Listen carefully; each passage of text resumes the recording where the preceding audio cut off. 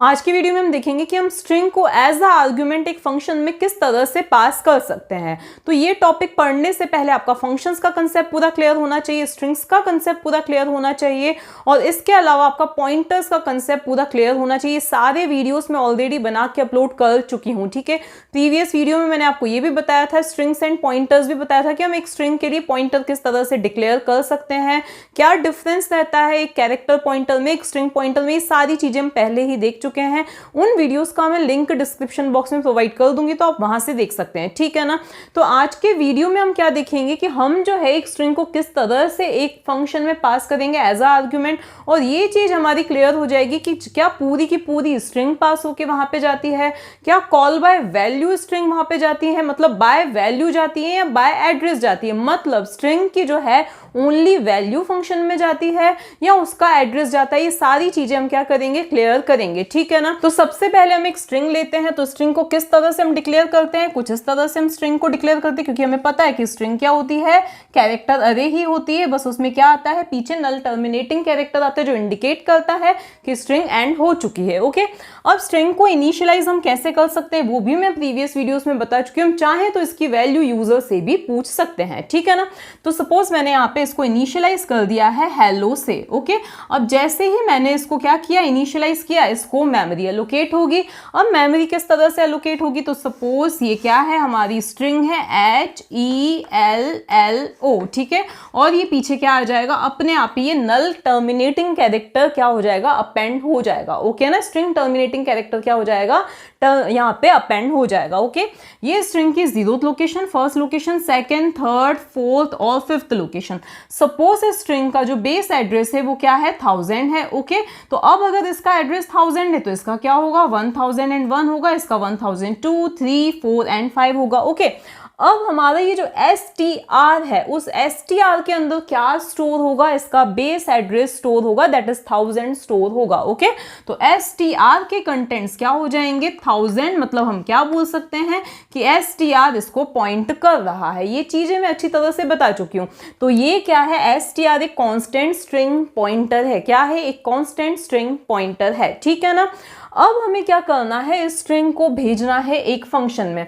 तो जब मैंने पासिंग अरे वाला वीडियो बनाया था तो मैंने आपको बताया था कि जब हम एक अरे को पास करते हैं तो उसका क्या पास होता है, एड्रेस पास होता है। क्यों एड्रेस पास होता है, मतलब ऐसा नहीं कि पूरा अरे चला जाएगा। सपोज हमारे पास 100 एलिमेंट्स का एक अरे है जिसमें 100 स्टूडेंट्स के हमने मार्क्स स्टोर कर रखे हैं, तो इसका और उसको हम पास कर रहे हैं कहीं पे, तो ऐसा नहीं कि पूरे 100 स्टूडेंट्स के मार्क्स वहां पर फंक्शन में चले जाएंगे। क्योंकि अगर ऐसा होता है तो हमें क्या चाहिए, रिपीटेड, मतलब एक बार तो हमें यहाँ पे मेमोरी एलोकेट हुई, फिर अगर हम पूरा की पूरा अरे फंक्शन में पास कर रहे हैं, पूरा की पूरा अरे पास होगा अगर, तो उस केस में उस फंक्शन में भी, उस फंक्शन का जो यहाँ पे स्पेस क्रिएट होगा वहां पे भी हमें क्या चाहिए, 100 लोकेशंस जितना हमें क्या चाहिएगा, स्पेस चाहिएगा। ये पूरा मैंने आपको पासिंग अरे टू फंक्शंस वाले वीडियो में एक्सप्लेन कर दिया था। मैं आई बटन में आपको लिंक प्रोवाइड करूंगी, वहां से भी आप देख सकते हो, ठीक है ना। तो कुल मिला के किसी भी अरे को हम पास करते हैं तो उसका एड्रेस पास होता है। क्या पास होता है, उसका बेस एड्रेस पास होता है, ठीक है। तो अब अगर मान लिया कि मेरा कोई सा फंक्शन है डिस्प्ले नाम का, तो अब अगर मुझे उसमें स्ट्रिंग को पास करना है, किसको पास करना है, स्ट्रिंग को पास करना है। कौन सी स्ट्रिंग को, इस str को पास करना है। तो यहाँ पे मैं क्या लिख दूंगी, सिंपली str लिख दूंगी। अगर मैंने यहाँ पे str लिखा, str का मतलब क्या है, 1000, ठीक है। तो यहाँ पे क्या जाएगा, 1000 आ जाएगा, ठीक है। तो ये 1000 एड्रेस, 1000 क्या है, एक एड्रेस है, वो एड्रेस क्या होगा, फंक्शन में पास होगा। अब यहां से एड्रेस जा रहा है तो address must be collected in a pointer. तो एड्रेस किस में कलेक्ट होना चाहिए, पॉइंटर में कलेक्ट होना चाहिए। तो अब इसको भी हम दो तरीके से क्या कर सकते हैं, कलेक्ट कर सकते हैं, ठीक है। तो अब डिस्प्ले नाम का हम क्या बनाते हैं, एक फंक्शन बनाते हैं। तो ये है सपोज हमारा डिस्प्ले नाम का फंक्शन जो एज अ आर्ग्यूमेंट क्या ले रहा है, एक स्ट्रिंग ले रहा है, ठीक है। तो हम दो तरीकों से उसको ले सकते हैं। देखो, एक तो हम क्या ले सकते हैं, वापस से एक स्ट्रिंग डिक्लेयर कर दें। तो सपोज मैंने ये एस नाम से एक ये स्ट्रिंग ले ली, ठीक है ना। तो अब क्या होगा, ये 1000 एड्रेस किसके अंदर जाके स्टोर होगा, इस एस के अंदर जाके स्टोर होगा। ठीक है, तो ये एस क्या है, देखो जैसा कि मैंने बताया था, अगर हम इस तरह से कुछ लिख रहे हैं तो ये str क्या होता है, एक स्ट्रिंग पॉइंटर होता है। तो उसी तरह से अगर हम इस तरह से ये डिक्लेरेशन कर रहे हैं, इसका मतलब एस क्या है, एक स्ट्रिंग पॉइंटर है। ठीक है, हम बोल सकते हैं कैरेक्टर अरे का क्या है, कैरेक्टर अरे का क्या है, पॉइंटर है, कैरेक्टर अरे है। अब कोई सा भी अरे भी क्या होता है, जब हम कोई सा अरे भी डिक्लेयर करते हैं तो वो भी क्या करता है, जैसे ए नाम से अरे डिक्लेयर किया है तो वो भी क्या करता है, फर्स्ट लोकेशन को पॉइंट करता है। ठीक है ना, तो आप इसको स्ट्रिंग बोल दो, आप कैरेक्टर पॉइंटर बोल दो, जो भी नाम देना है आप दे सकते हो, लेकिन वो स्टोर हमेशा जो स्ट्रिंग का जो नाम होता है, अरे का नाम होता है, वो क्या करता है, बेस एड्रेस ही अपने अंदर रखता है, स्टोर करता है। ठीक है ना, अब हम इस तरह से ले सकते हैं। अब क्योंकि ये फंक्शन हम नहीं चाहते हैं कुछ रिटर्न करें, मैं आगे और प्रोग्राम्स बताऊंगी जिसमें हम देखेंगे कि ये जो फंक्शन है कुछ इंटीजर या कुछ भी है स्ट्रिंग कैसे रिटर्न कर सकता है। ठीक है, तो हम क्या चाहते हैं, फंक्शन कुछ भी रिटर्न नहीं करे। ठीक है, इसके बाद में अब मैं सिंपली, देखो इस प्रोग्राम में हम मॉडिफिकेशंस करेंगे, लेकिन अभी मैं सिंपली क्या चाहती हूँ, स्ट्रिंग को प्रिंट करवाना चाहती हूँ। ओके, अब प्रिंट करने के लिए आप चाहे printf की हेल्प से प्रिंट करो, चाहे पुटिस की हेल्प से प्रिंट करो, चाहे fputis की हेल्प से प्रिंट करो, ये आपके ऊपर है। ठीक है, सपोज हम क्या करना चाहते हैं, पुटिस की हेल्प से इसको प्रिंट करना चाहते हैं, तो यहाँ पे हमने क्या लिख दिया, पुट एस, और फिर यहाँ पे हमने क्या लिख दिया है, एस लिख दिया है, तो जिससे क्या होगा, ये स्ट्रिंग प्रिंट हो जाएगी। ठीक है ना, अब इसके बाद में हमने इसको क्या किया, एंड किया। ओके, अब देखो हुआ क्या, यहां से हमने 1000 भेजा, वो 1000 किसके अंदर कॉपी हुआ, इस एस के अंदर क्या हुआ, कॉपी हो गया। ठीक है, एस के अंदर क्या आ गया है, 1000 आ गया है। ठीक है, फिर अब जब हमने यहाँ पे लिखा पुट एस और फिर हमने एस लिखा, तो यहां से क्या जाएगा, 1000 एड्रेस जाएगा। तो अब पुटिस फंक्शन में हम ये बता रहे हैं, क्योंकि देखो चाहे प्रिंटफ फंक्शन में हम किसका यूज करते हैं स्ट्रिंग प्रिंट करने के लिए, %s मॉडिफायर का यूज करते हैं, चाहे हम पुटिस फंक्शन का यूज कर रहे हैं, वो हमेशा क्या एक्सेप्ट करते हैं, स्ट्रिंग पॉइंटर को ही क्या करते हैं, एक्सेप्ट करते हैं। ठीक है, जब आप ऐसे भी लिखते हो %s और फिर क्या लिखते हो, जो भी स्ट्रिंग का नाम है, तो उस केस में भी क्या जाता है, स्ट्रिंग का एड्रेस ही जाता है। ऐसा मत समझना कि यहाँ पे हमने str लिखा तो पूरा की पूरा यहाँ पे हेलो आ जाता है, ऐसा नहीं आता है।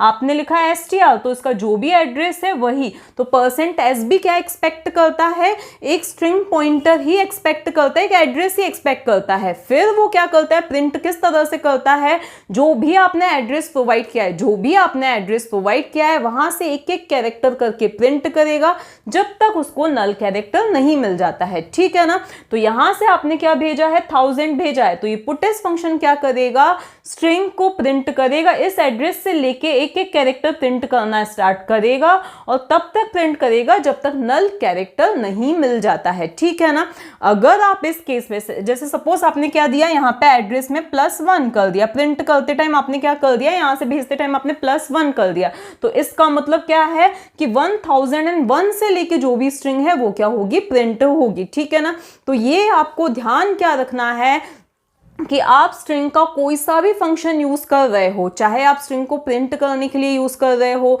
चाहे लेंथ फंक्शन यूज कर रहे हो, चाहे कुछ भी यूज कर रहे हो, जहां पे आप स्ट्रिंग का नाम दे रहे हो, तो इसका मतलब ये नहीं है कि पूरी की पूरी स्ट्रिंग यहाँ पे आ रही है। ओनली क्या आता है, एड्रेस आता है, और जो भी प्रोसेसिंग होती है, जो भी वर्किंग होती है, चाहे लेंथ कैलकुलेट हो रही है, कॉन्केटेनेशन हो रहा है, कुछ भी हो रहा है, जो आप एड्रेस दे रहे हो उस एड्रेस से लेके ही क्या होती है, हमारी प्रोसेसिंग स्टार्ट होती है, प्रिंटिंग या जो कुछ भी कर रहे हो क्या होता है, स्टार्ट होता है। और कहां तक होता है, जब तक नल कैरेक्टर नहीं मिल जाता है। यही क्या है, सिग्निफिकेंस है यहां पर नल कैरेक्टर अपेंड करने का। ठीक है ना, तो ये क्या हुआ, स्ट्रिंग को प्रिंट कर दिया गया। ठीक है, अब हमें ये कैसे पता चलेगा कि नहीं, हमें जैसे आपको क्या लगेगा, भाई हमने यहाँ पे %, ऑपरेटर का तो यूज लगाया नहीं, तो उस केस में हमें कैसे पता चलता है कि बाय रेफरेंस स्ट्रिंग का एड्रेस ही ज्यादा है, जबकि मैंने आपको सब कुछ बता दिया है। लेकिन मैं आपको एक प्रूफ देती हूं। सपोज मैंने यहाँ पे क्या किया है, एस की किसी पर्टिकुलर लोकेशन, सपोज मैंने लिख दिया है यहाँ पे फर्स्ट लोकेशन पे मैंने क्या लिख दिया है, बी लिख दिया है, क्या लिख दिया है, बी लिख दिया है। ठीक है ना, मैंने क्या बोला है, एस की फर्स्ट लोकेशन पे क्या आ जाए, बी आ जाए। ठीक है, तो अब होगा क्या, एस का मतलब क्या है, 1000 है, 1000 के बाद में, इसका मतलब क्या है, 1000 के बाद में हमें कहाँ जाना है, एक लोकेशन आगे जाना है और उसकी वैल्यू हमें क्या कर देनी है, b कर देनी है। तो 1000 के बाद हमें एक लोकेशन आगे मतलब 1001, क्योंकि ये कैरेक्टर से मिलके बना हो, कैरेक्टर को एक बाइट मिलती है, ठीक है। तो 1001 लोकेशन पे क्या आ जाएगा, b आ जाएगा, ठीक है। तो 1001 लोकेशन पे क्या आ जाएगा, b आ जाएगा, ठीक है ना। अब हम क्या करें कि यहाँ पे आ जाएं, वापस कहाँ पे आ जाएं, यहाँ पे आ जाएं, और हम printf या पुटf किसी का भी यूज करके क्या प्रिंट करें, स्ट्रिंग को प्रिंट करना चाहें। किसको प्रिंट करना चाहें, स्ट्रिंग को प्रिंट करना चाहें। सॉरी, यहाँ पे स्ट्रिंग का नाम क्या है, str है, तो यहाँ पे हम क्या लिखेंगे, str लिखेंगे, ठीक है। तो इसको अगर हम प्रिंट करना चाहें तो हमें आउटपुट में क्या मिलेगा, HBLLO मिलेगा, ठीक है।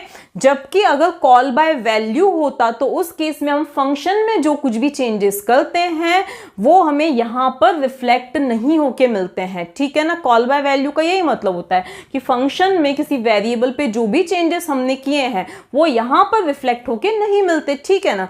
लेकिन हमने चेंजेस यहां पे किए और हमें ये चेंजेस यहां पर रिफ्लेक्ट होके मिले हैं, ठीक है ना। इसका मतलब हमने यहां से क्या भेजा था, एड्रेस भेजा था, जो भी प्रोसेसिंग हुई इस एड्रेस के रिस्पेक्ट में हुई है, ठीक है। इसीलिए हमें ये जो चेंजेस किए थे हमने यहाँ पे भी रिफ्लेक्ट होके मिले हैं। अगर आपको कंसेप्ट नहीं क्लियर हो रहा है तो एक बार आप कॉल बाय वैल्यू और कॉल बाय रेफरेंस वाला वीडियो देख लीजिए, तो आपको समझ में आ जाएगा क्या डिफरेंस होता है दोनों में, ठीक है ना।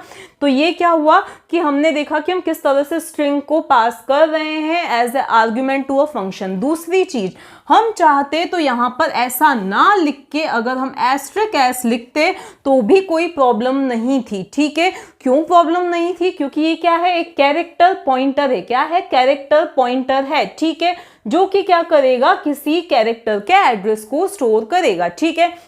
तो अब ये क्या स्टोर करेगा, एज 1000 को जो हमने भेजा था उसको क्या करेगा, स्टोर करेगा। और हम इजीली इसकी हेल्प से जो भी हमें काम करने हैं, प्रिंट करना है, कोई भी फंक्शन अप्लाई करना है, वो हम कर सकते हैं। तो कुल मिला के मैं बताना ये चाह रही थी कि आप चाहे यहाँ पे अरे लो, कैरेक्टर अरे लो जिसे हम स्ट्रिंग बोलते हैं, ठीक है, या आप एक कैरेक्टर पॉइंटर लो, ठीक है, बात एक ही है। इसके लिए भी मैंने आप पॉइंटर्स एंड स्ट्रिंग नाम का वीडियो बनाया, वहां पे आप देख सकते हो कि हम किस तरह से इसमें और इसमें डिफरेंस क्या होता है, ठीक है ना। अब अगर आपको प्रोग्राम कंप्लीट करना है तो आप क्या करोगे, यहाँ पे देखो हेडर फाइल जो भी लेनी है वो आप ले लोगे। अब बात आती है कि इसका हम प्रोटोटाइप कैसे डिक्लेयर करेंगे। तो देखो, क्योंकि क्या है, ये वॉइड है, ठीक है, क्या है मतलब इसका रिटर्न टाइप क्या है, वॉइड है। फंक्शन का नाम क्या है, डिस्प्ले है, और वो क्या कर रहा है, एज अ आर्ग्यूमेंट क्या ले रहा है, एक पॉइंटर ले रहा है। तो यहाँ पे हम क्या लिख देंगे, कैर, और फिर यहाँ पे एस्ट्रिक लगा देंगे, ठीक है। नाम देना हो तो दो, नहीं देना हो मत दो, ठीक है। अब क्योंकि ये डिक्लेरेशन है तो यहाँ पे क्या आ जाएगा, सेमीकोलन आ जाएगा। इसके बाद ये है हमारा मेन फंक्शन, तो हमने यहाँ पे लिखा ये मेन फंक्शन, ठीक है। इसके बाद में ये ब्रेसेस, और ये जो भी आपको कोड लिखना है आप लिख लीजिए। अब देखो, हम इतने से काम के लिए कोई फंक्शन में स्ट्रिंग नहीं पास करेंगे। हम चाहते तो ये काम यहीं पे स्ट्रिंग को प्रिंट कर सकते थे, लेकिन क्योंकि मुझे आपको कंसेप्ट बताना था हम किस तरह से स्ट्रिंग पास करते हैं, इंटरनली क्या होता है, इसीलिए मैंने ये छोटा सा ही फंक्शन लिया है, ओके। इसके बाद में हम क्या करेंगे, यहाँ पे रिटर्न 0 लिखा, यहाँ पे लिखा हमने रिटर्न 0, ओके, और इसकी क्या कर दी, एंडिंग कर दी, ठीक।